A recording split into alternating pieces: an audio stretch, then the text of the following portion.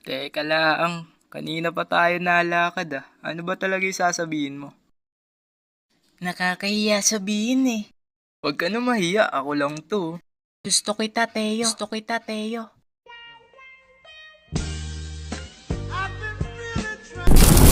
Your mind what you call it. Girl, let me provide your needs. Freaky girl under the sheets. With your love when things start slowing down. I know you got me, baby. Hey yo, what's up? Welcome sa panibago kong walang kwentang video. Sino mga single dyan? Taas kamay. Happier tayo dyan. Sa may mga jowa naman, ay wala kaming pake. De joke, haha. So dahil nga magba-Valentine's Day na naman, ay ginawa ko tong bidyong to. Dahil nga Valentine's Day ngayon, ay eto na ang right time na tamang oras para umamin ka sa iyong nagugustuhan.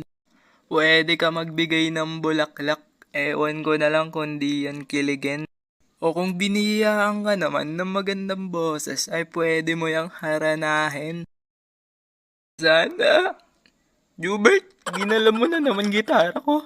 Pwede din naman ay bigyan mo yan ng pamalakasang hugot line. Itlog ka ba? Bakit? Kasi mahal kita. Teka. Nasaan yung itlog dun? Di nasa loob ng pants ko.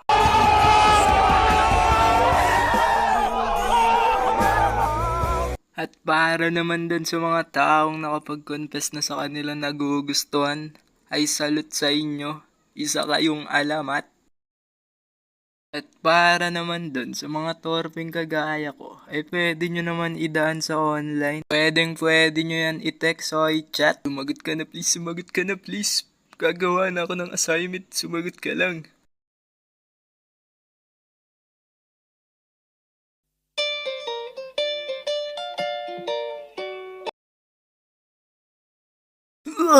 Tayo na panaginip lang pala.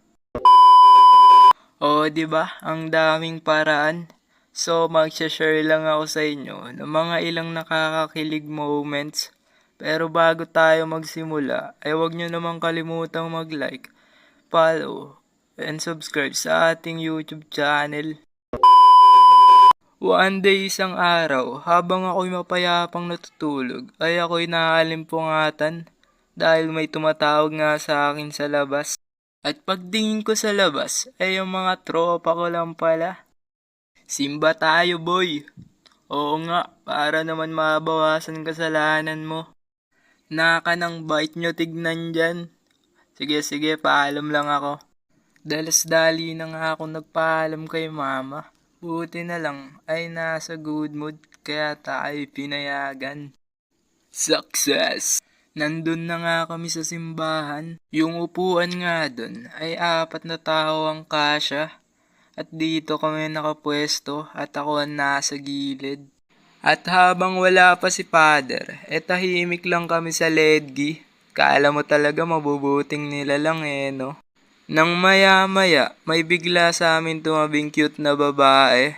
Wala na siguro siyang maupuan kaya napilitan siya doon. At dumating na din si Father nun.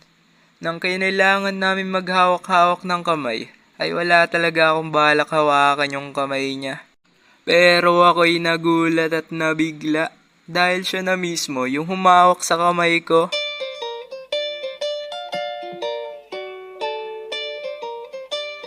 Muntik na nga ako mag-collapse habang magkahawak kami ng kamay. Habang yung mga tropa ko naman ay apura pangungupal sa ledgi. Ay, aba, yung bata namin nagdadalaga na. Sunod na kwento. Nangyari naman to nung high school ako. Habang mapayapa ako naglalakad, ay may bigla sa akin tumamang bola. Dalas-dali naman lumapit si ate at tinanong kung okay lang ako. Hindi ko nga alam kung sinadya lang ni ate patama sa akin yung bola para magkita kami. Kung napapanood mo man to, ay shoutout sa'yo ate. Okay lang, tinamaan lang ako sa'yo. Sunod na kwento ko naman, yung tungkol sa kalaro ko dati. Tawagin na lang natin siya sa pangalang Amber. Madalas ko nga siya kalaro. sa habol-habulan at luto-lutuan at kung ano pa man na laro na aming maisipan. Isang araw ay kami lang dalawa dun sa hideout namin at dito nga ay may sinabi siya na hinding-hindi ko makakalimutan. Gusto kita, Teo. What? Dede, joke. Di naman ganyan ka-okay reaction ko. At yun, dito ko natatapusin ang bidyong to. At meron na pala tayong Facebook page. Wala lang. Baka gusto nyo follow. At kung gusto nyo din pala magpa-shoutout, comment lang kayo dyan. Yun lang. Peace!